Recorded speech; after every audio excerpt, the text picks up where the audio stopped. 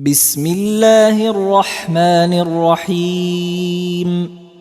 الرحمن علم القرآن، خلق الإنسان، علمه البيان.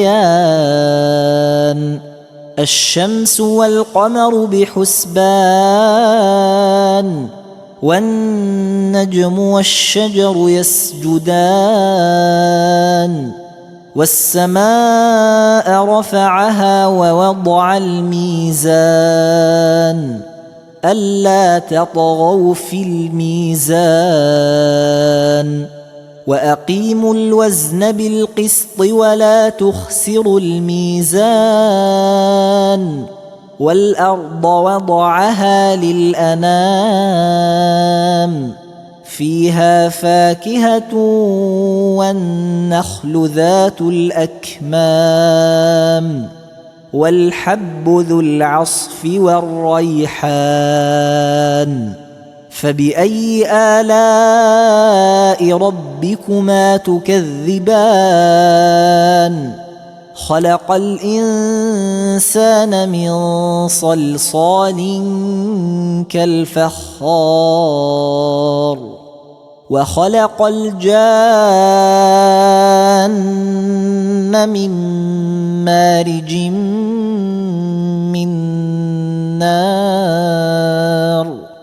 فبأي آلاء ربكما تكذبان؟ رب المشرقين ورب المغربين، فبأي آلاء ربكما تكذبان؟ مرج البحرين يلتقيان، بينهما برزخ لا يبغيان. فبأي آلاء ربكما تكذبان؟ يخرج منهما اللؤلؤ والمرجان. فبأي آلاء ربكما تكذبان؟ وله الجوار المنشآت في البحر كالأعلام. فبأي آلاء ربكما تكذبان؟ كل من عليها فان، ويبقى وجه ربك ذو الجلال والإكرام. فبأي آلاء ربكما تكذبان؟ يسأله من في السماوات والأرض كل يوم هو في شأن. فبأي آلاء ربكما تكذبان؟ سنفرغ لكم أيها الثقلان. فبأي آلاء ربكما تكذبان؟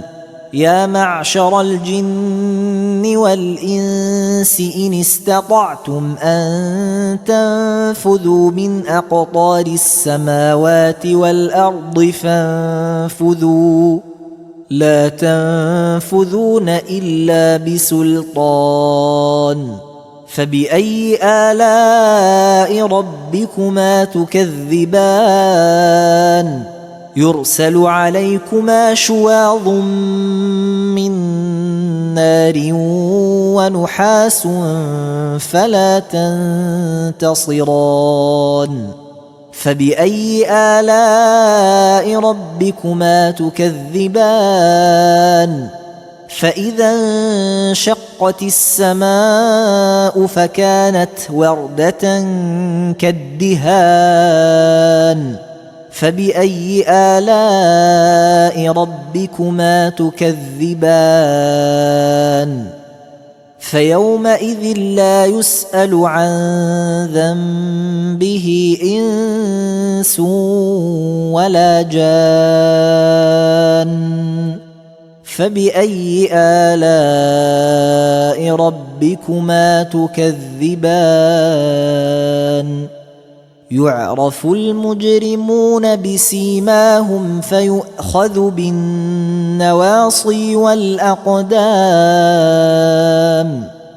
فبأي آلاء ربكما تكذبان هذه جهنم التي يكذب بها المجرمون يطوفون بينها وبين حميم آن فبأي آلاء ربكما تكذبان ولمن خاف مقام ربه جنتان فبأي آلاء ربكما تكذبان ذواتا أفنان فبأي آلاء ربكما تكذبان فيهما عينان تجريان فبأي آلاء ربكما تكذبان فيهما من كل فاكهة زوجان فبأي آلاء ربكما تكذبان متكئين على فرش بطائنها من استبرق وجنى الجنتين دان فبأي آلاء ربكما تكذبان فيهن قاصرات الطرف لم يطمثهن إنس قبلهم ولا جان فبأي آلاء ربكما تكذبان كأنهن الياقوت والمرجان فبأي آلاء ربكما تكذبان هل جزاء الإحسان إلا الإحسان فبأي آلاء ربكما تكذبان ومن دونهما جنتان فبأي آلاء ربكما تكذبان مدهامتان فبأي آلاء ربكما تكذبان فيهما عينان نضاختان فبأي آلاء ربكما تكذبان فيهما فاكهة ونخل ورمان فبأي آلاء ربكما تكذبان فيهن خيرات حسان فبأي آلاء ربكما تكذبان حور مقصورات في الخيام فبأي آلاء ربكما تكذبان لم يطمثهن إنس قبلهم ولا جان